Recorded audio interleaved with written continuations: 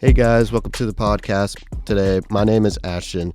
Today it is Friday the 13th. It is 8:33 here in the morning. And today we are going to be talking about the Antonio Brown situation, what has all transpired from the last time from my last podcast that has happened till today, and how the Chiefs are doing and how the NFL looked week 1 as a whole. And so that's what I'll mainly be talking about today. And so I'm going to get right into it, the Antonio Brown situation. So if you haven't been keeping up with sports at all recently, Antonio Brown has been a problem, was a problem for the Raiders. He was a big headache. One week he had cryogenic stuff going on with his feet. He froze his feet by accident. By going into the cryo chamber. He had the wrong footwear on, and that happened. And then another week, he was planning on to retire because of his helmet situation and how he liked his old helmet better. And in the new NFL policy that he had to have a new modernized helmet because his old helmet is no longer like a part of the new policy, and he has had a 5-year notice on that. He had a 5-year notice on that. Like, he knew way in advance that this policy was coming on his helmet and that he needed to change his helmet. So he was crying like a baby and threatened to retire. And at first I thought he was going to go through with it, but then he didn't go through with it, and he cried like a baby. He went to court about it, and he went to a hearing about it, and he pled his case on why he should wear a helmet. And he was the only problem. He is the only person with the problem out of 2,000 players in the league. He was the only person that had like an actual problem with it. So it was pretty much, it was crazy from the start. And then another thing has happened. He had been skipping practices, like showing up to meetings when he was required to show up for those meetings. And Mike Mayock, the general manager for the Raiders, he fined him. He was like, I'm not having this. I'm going to fine you. And Antonio Brown went to it on Instagram and put it on his Instagram and acted like a fool and was like, yeah, like, you're like, you can't, like, he was the face of the Raiders. Like, he was getting away with stuff, and like Antonio Brown acted like he shouldn't have even been in that situation to be fined. But he was asking to get fined. And then the Raiders, in Antonio Brown's contract, he has $30 million guaranteed. Well, the Raiders voided 21 of that million guaranteed when he got fined. So I don't know how that all works out, but all I know is 21 million got voided, and he got released from the Raiders because he was just a problem. He was a cancer in the locker room, and so leading up to that, he tried getting into he actually tried to fist fight Mike Mayock, the general manager. Like, he tried to throw punches in Mike Mayock's face, and one, that shouldn't happen in general, and two, like, why would you ever throw a punch at your general manager, like, at all? Like, why throw a punch at all? Like, Antonio Brown's just a nutcase, and he is, like, when I saw that he was released from the Raiders, I was thrilled. I was, like, happy because I was like, let's go. Like, the Raiders, they screwed this one up like they always do. They're just a bum franchise. And so I'm happy that they didn't get him. And then the next thing I know, Antonio Brown signs a 1-year deal, $9 million guaranteed contract with the Patriots. And my mind is literally exploding. And this dude has been acting like a fool, been acting like a baby for about a month and a half, 2 months. Getting his way in Oakland. And then finally, John Gruden and Mike Mayock release him. And now he gets to go to the New England Patriots. I think that was his plan all along, to go to the New England Patriots. I think that was his plan when he was in Pittsburgh. Hear me out on this. So, at the beginning of, not this season, but last season, when Antonio Brown was on the Steelers, he knew that the Steelers weren't winning anything. He knew that. He knew that Le'Veon Bell was holding out on his contract and he wasn't coming back. And he saw the running back situation in Pittsburgh situation. He knew that it wasn't going to get done in Pittsburgh. So it was just a toss-up. He didn't know if James Conner could develop into one of the best running backs. And so he was kind of like, you know what? I'm not in a winning situation right now.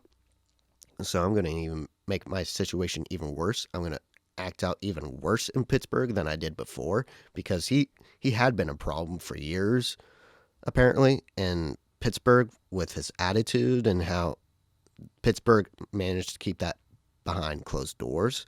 So this is all my opinion. I think this is what happened. So I think he acted out even worse. Was like, you know what? I know I'm not in a winning situation, so I'm going to get to a place where I know I can guarantee to win a Super Bowl. And so he sees the New England Patriots. He's probably in contact with them a little bit, like not through text or anything, but probably through like walking in and like on the low end. Like I don't know how to describe it, but like he knows people in the organization of the New England Patriots and is talking to them. And so he's probably talking to Bill Belichick or Tom Brady, like just talking about, hey, like probably one day I'll be playing with you guys, and like getting a plan together. And so he's in Oakland. He gets traded to Oakland. I know that New England was trying to get him into their organization, but the Pittsburgh said no way. The Patriots were going to give up a first round pick for him, but the Patriots wanted a first and a second round pick, and so Patriots weren't wanting to do that, and so they send him instead to Oakland for a third and a fifth, which is even worse deal than what the Patriots gave. But I think they were wanting to see New England win another Super Bowl title, so they just went and send him to purgatory in Oakland. Say, haha, you think you can get away with this now? Good luck. And so Antonio Brown was like, you're not deviating from my plan. My plan's in full motion. So he is acting like a fool in Oakland. That was his plan the entire time, was to get released from Oakland. And that's what happened. He got released from Oakland, and now he's with New England, which is probably one of the first teams that gave him a contract, which was New England. And he's going to have to abide by Bill Belichick's rules, and Antonio Brown has been acting like he doesn't live by rules the last couple months. Actually, all the way back to last regular season game. He skipped the last regular season game to put Pittsburgh into the playoffs. Like if he were to show up and actually play in the game and do well in the game, the Steelers probably get into the playoffs. But nope, he didn't show up for the last regular season game, and Pittsburgh lost. And now Antonio Brown is in New England, where he has a chance to possibly win a Super Bowl. And now this sexual abuse allegation has come up against him. And it's going all the way back to his Pittsburgh days and back to 2017-18, and she is accusing him of rape. And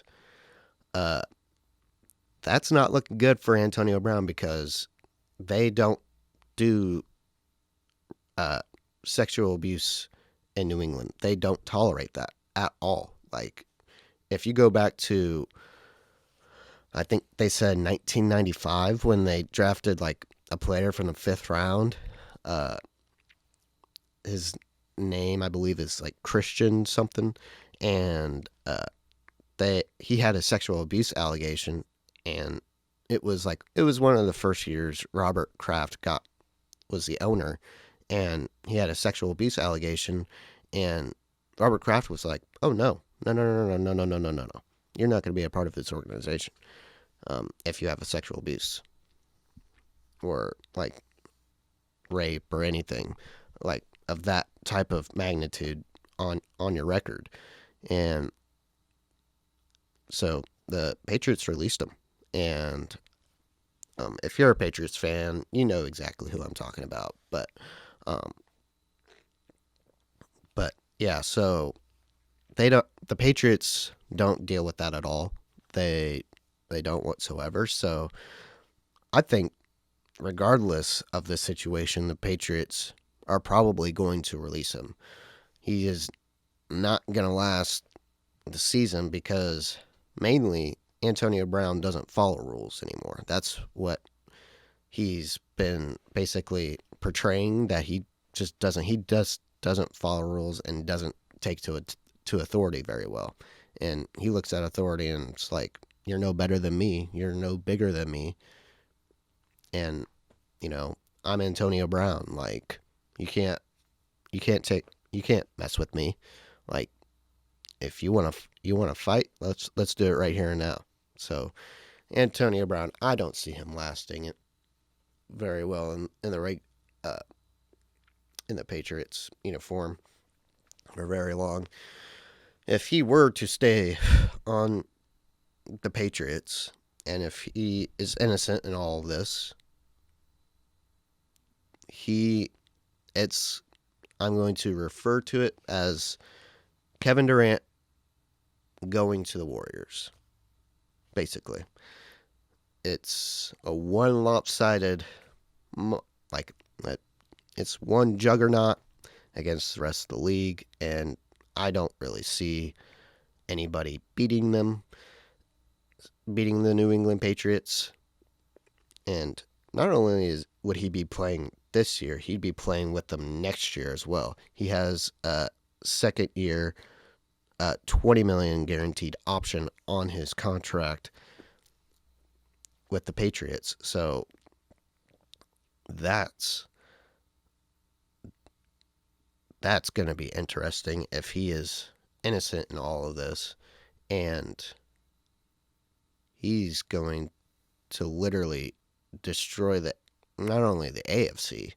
Like, I hope the Chiefs have a chance. I hope to high heaven that they have a chance against them with that defense. I just hope that they do.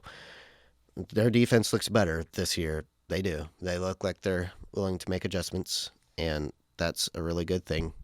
And uh, it looked like they did make adjustments within the first game of the regular season. I'll get to that, but um, but yeah, that's it will be chaotic in the NFL if Antonio Brown stays on the Patriots, because everybody's gonna be it's gonna be the new it's gonna be the age of the super teams in the NFL, and so it's it's gonna be like who can, who's the best players and who can join the powerhouses. And right now, offensively, it looked like the Chiefs was going to be the powerhouse offensively, but that might well change with Antonio Brown going to New England.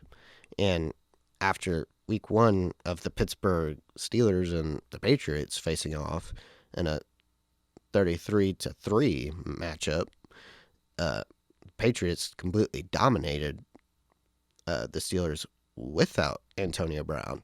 And so just seeing that, I'm kind of like, oh boy, we're in for a regular season. And so this is going to be really interesting. I'm kind of nervous to see what's going to go all down. Antonio Brown, he's drama wherever he goes. So I wouldn't be surprised if he didn't last the season. So that out of the way, I'm going to get to the Chiefs now and talk about what I saw from them offensively, and going to be talking about Tyreek Hill as well. So offensively, the Chiefs did not miss a beat. They had been keeping on track. Uh, Patrick Mahomes took last year's performance and put it into this year's performance so far, so he's looking good. Sammy Watkins came out with big time performance. He went for 198 receiving yards and 3 touchdowns, and I believe 9 receptions. So he was balling out there today on Sunday. And so Tyreek Hill, if you had not heard, he has a shoulder injury, and he'll be out for few weeks. They list him as day to day. He'll be out for probably 3 weeks is my guess, 3 to 4 weeks. So that didn't really change a whole lot because Tyreek Hill got injured probably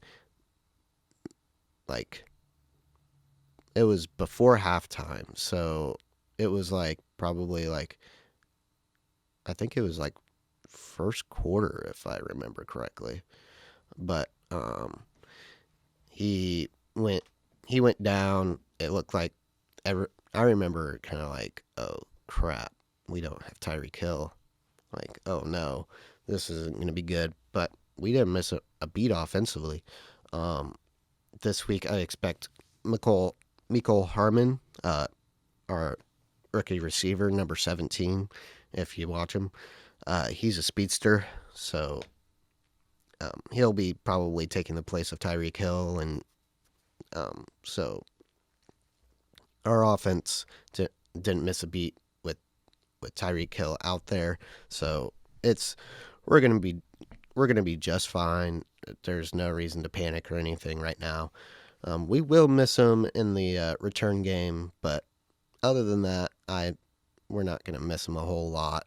But because we've actually prepared for this moment being without him because of the whole Tyreek Hill situation and the suspension that we were expecting to get, and the league didn't suspend him, so that was a good news on our end. We just added another explosive player, so we've been kind of preparing for something like this to happen.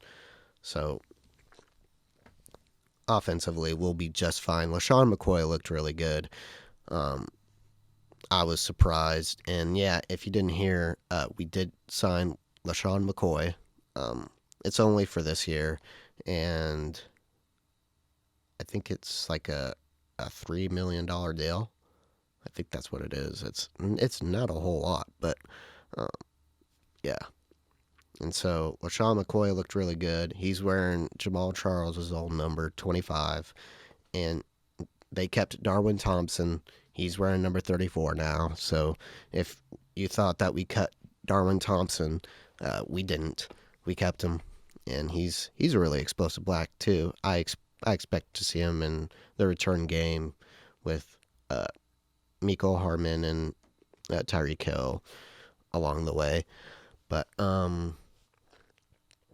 yeah, the offense looked really good. And the defense, oh boy, the defense. Now, the defense did give up 26 points. They gave up one touchdown from Nick Foles, who went down with an injury in the first quarter. He threw a dime, and Chris Jones landed on top of him. And Nick Foles is going to be out for Jacksonville for the next 6 to 8 weeks, which means their backup, Marshall, it's like his name rhymes with like cashew, and it's like Marshall. I believe that's what his name is. And the Jags quarterback looked really good. He was a quarterback at Washington State. He led the FBS in yards, and he was really, really good. Like he completed at least, I think, like 11 to 12 passes in a row. It was like his first 12 completions, like in the NFL, were like easily, and I will say he was doing progressions and doing the check downs and stuff, but he looked really good. And to complete your first 12 passes, I mean, that's kind of impressive enough as is, but when you're doing it against a Chiefs defense, that's kind of, it's only its first year being together with a whole core new group of guys. It's kind of like, oh, okay. But good enough. I give the Jags quarterback a lot of credit. I think he'll do pretty good this year. Now, I think he'll be kind of, they won't open, the Jaguars won't open up the whole playbook to him quite just yet, but I think they'll give him enough I think they'll be giving him more as the week goes on and the weeks go on, and he's going to be the starting quarterback for like the next 6 to 8 weeks in Jacksonville. So hopefully Jacksonville can ride the ship and get some wins offensively, and do well offensively. You know, it'll be a roller coaster ride for sure in Jacksonville. And defensively for the Chiefs, we looked all right. We didn't look the greatest, but we definitely looked better than we did last year, and that is an improvement for me. And now we still have a lot to go. We have a lot more to improve on the defense, but the secondary did look a lot better than what we had last year, and that's a good sign. That is definitely a good sign. And we can only improve from here. So it's a work in progress. So I wouldn't be ready to kill the Chiefs just yet, but just sit back, relax. It's only week 1, so we're in for the long haul. So I think by the end of the year, I'm not going to say that this team is going to be top 10, a top 10 defense. I'm going to say at least top 15. It should be like somewhere around there, like 15, 16, 17, somewhere around there. If we are ranked 20th in the league, I will be okay, as long as we are not dead last again. Like, We cannot give up all the yards like we did last year. We just cannot. And all the points, cannot. And a lot of good news. More good news from the Chiefs defense. We didn't have any broken assignments or miscommunications. That's also good. So that's it for my podcast today, guys. Thank you for joining us. If you are new, subscribe to the channel, and thank you guys for joining us. Sorry about the long wait, but more podcasts are on the way.